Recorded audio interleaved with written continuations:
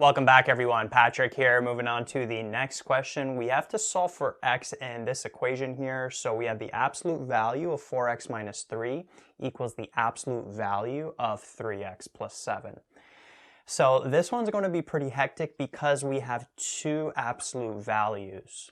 And so there's going to be multiple cases that we have to split this up into. When we had equations before where there was only one absolute value, there was only two cases we have to worry about. But now that there's multiple absolute values, there's multiple cases we have to worry about. So first thing I like to do when I get something like this, where there's multiple absolute values in an equation, is I like to take each of them and then split it up as a piecewise function. So notice that this, it's going to equal that same expression, 4x minus 3. And that's going to happen when 4x minus 3 is greater than 0. Let's say greater than or equal to 0. Right? When it's positive, it's going to stay as itself. So if I isolate for the x here, we would end up having when x is greater than 3 over 4. Bringing this negative 3 over, dividing both sides by 4.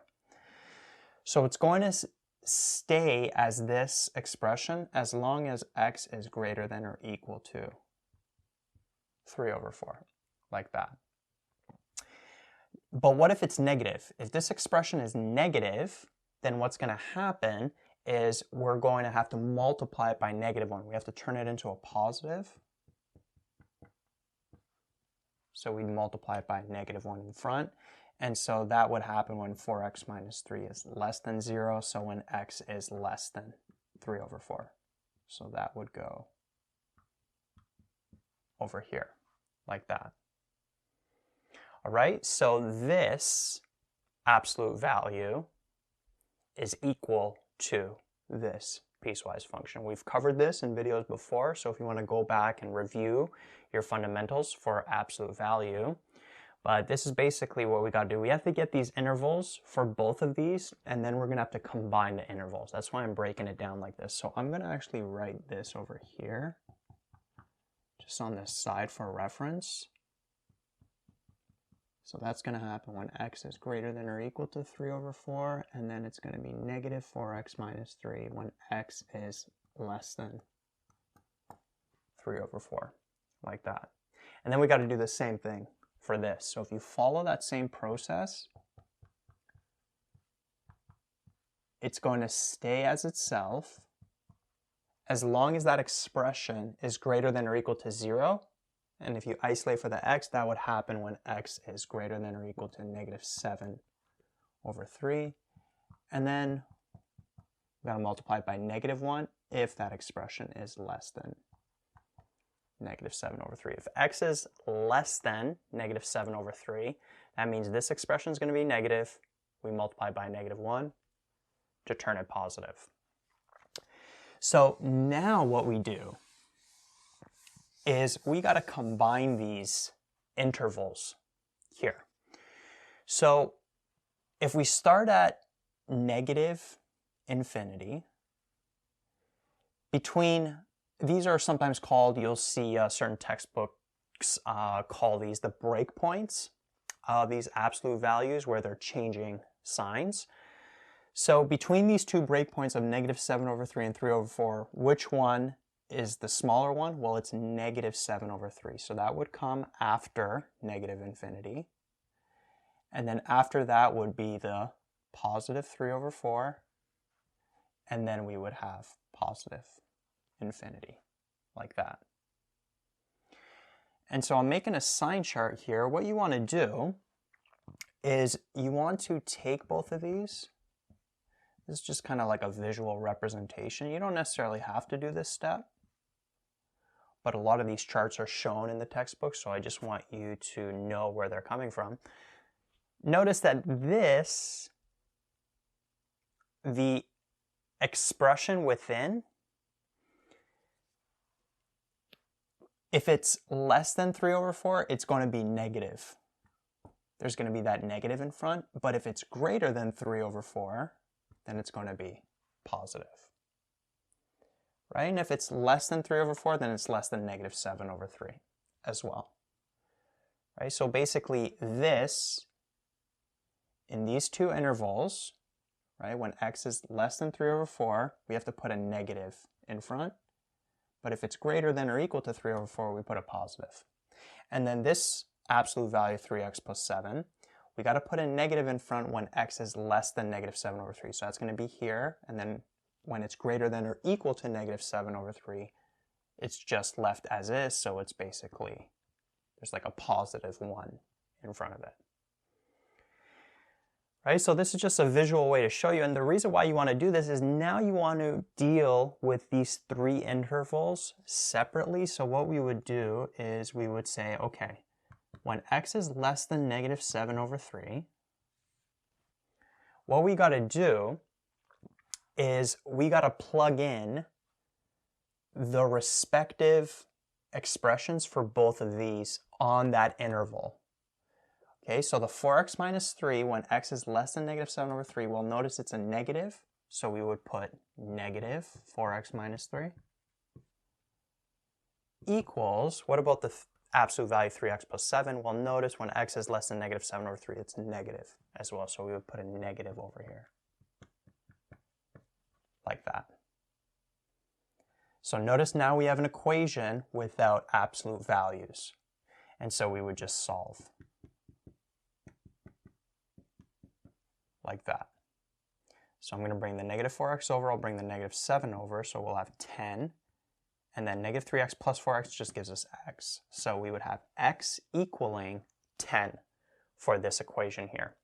But then notice that an x value of 10 is not less than negative 7 over 3. So even though that this is the solution to this here, this value is not in this interval here, so it's an inadmissible solution for this equation, right? It's the answer for this equation, but the answer for this equation is going to be the answer for this equation as long as that x value is within that interval, and notice 10 is not less than negative 7 over 3. So this solution is not going to work for that equation. So that's why we have to split it up in these intervals.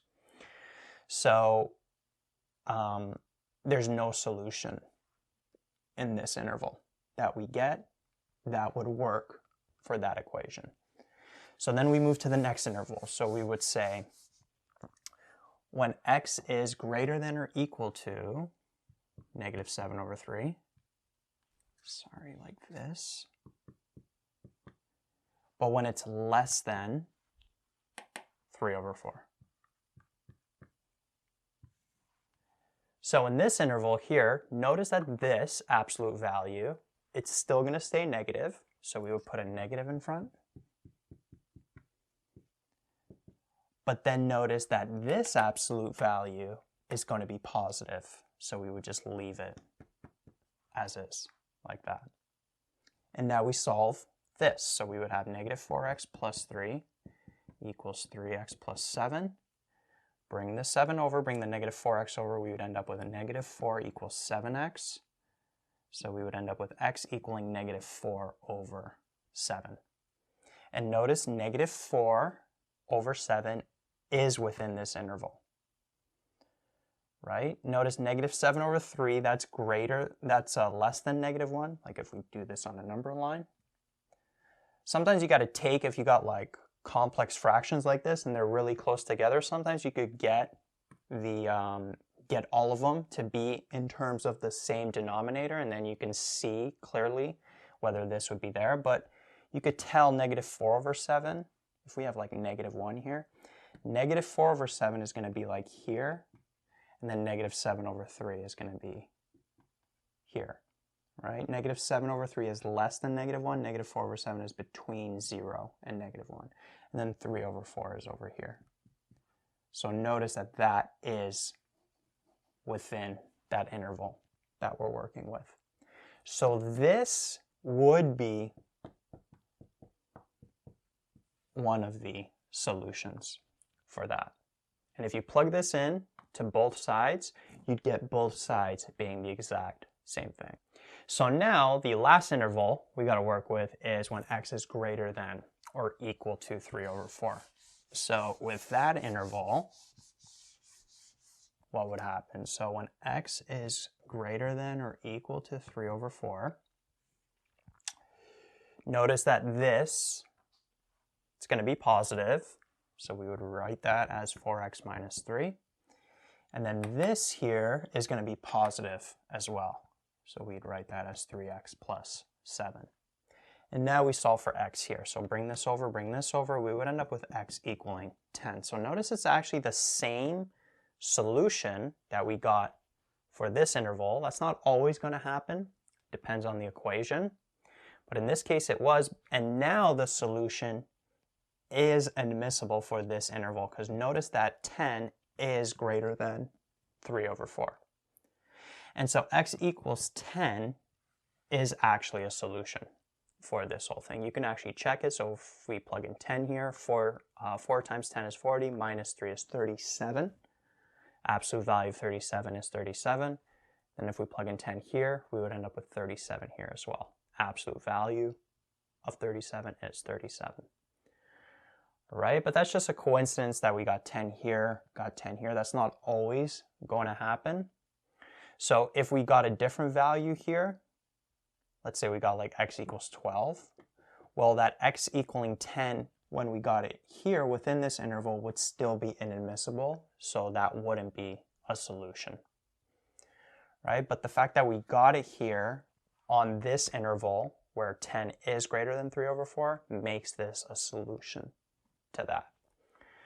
And those are all the intervals, and so those are the two solutions. So that's the process whenever you have multiple absolute values within an equation.